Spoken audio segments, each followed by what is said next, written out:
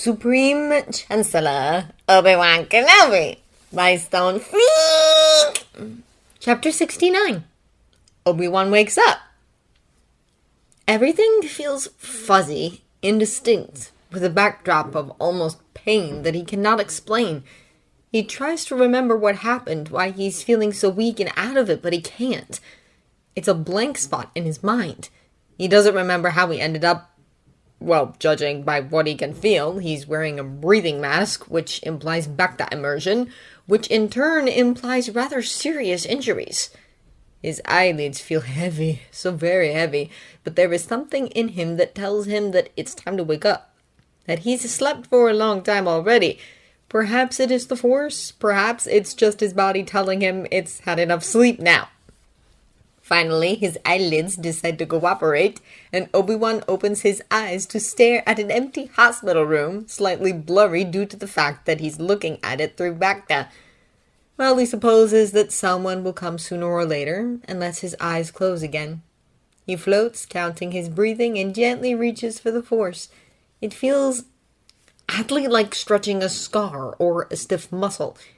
He knows this, existing in that state just on the edge between wakefulness and true sleep. The next time Obi-Wan opens his eyes, it's because he can hear the sound of low voices talking, and he's greeted by the sight of Dr. Nima and Mace Windu standing in front of the Bacta tank watching him.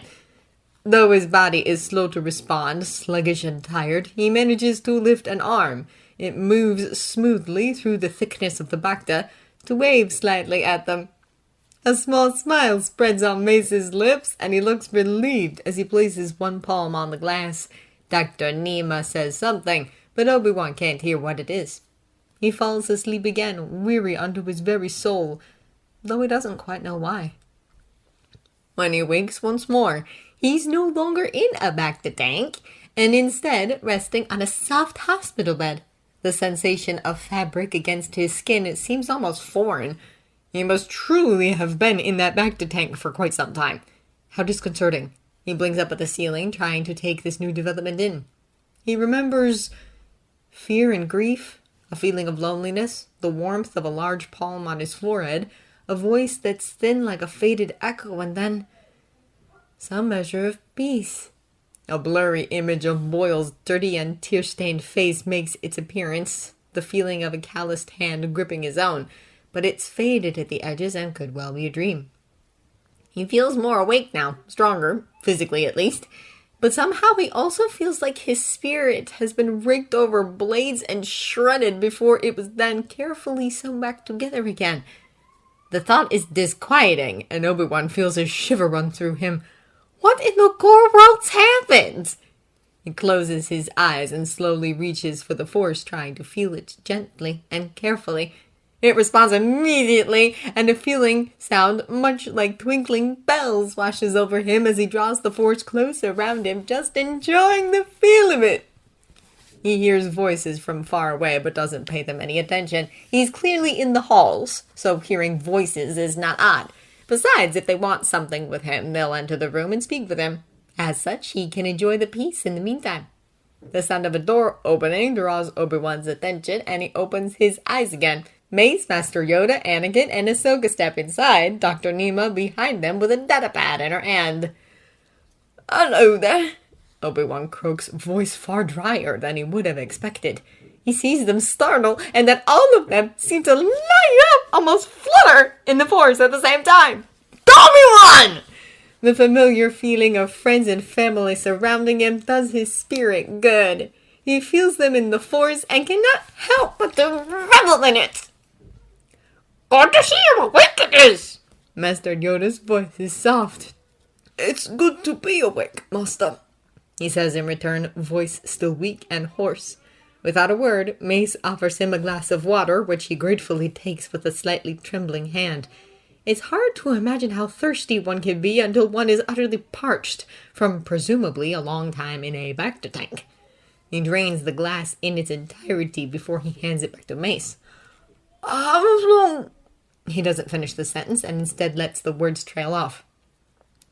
"About 2 weeks, Master," Anakin says, voice low and hushed. He's leaning forward, eyes raking over Obi-Wan's face as if he's trying to memorize every crevice. He must have been worried, scared. Obi-Wan reaches out and gently takes Anakin's hand, unsurprised when Anakin grips it back as if it were his only lifeline. "We almost lost you, Master Obi-Wan," Ahsoka says. She opens her mouth to say something more, but closes it again when Anakin uses his free hand to pull her into a sideways hug. "But you didn't, and that, I believe, is something to be grateful for."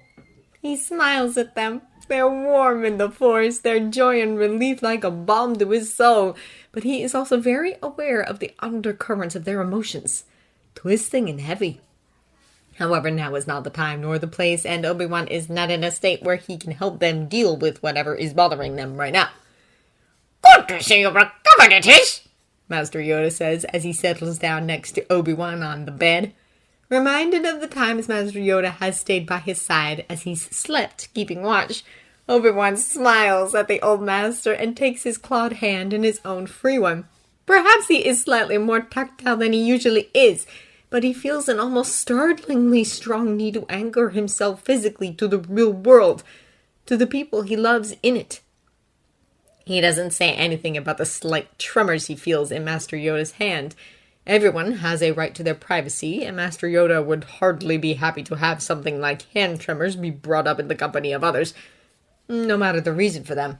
"Quite a few things have happened during the time you've been unconscious, Obi-Wan, but we won't bother you with them right now. You still need to rest for a while before anything strenuous like politics and investigations," Mace says as he takes a seat next to the bed.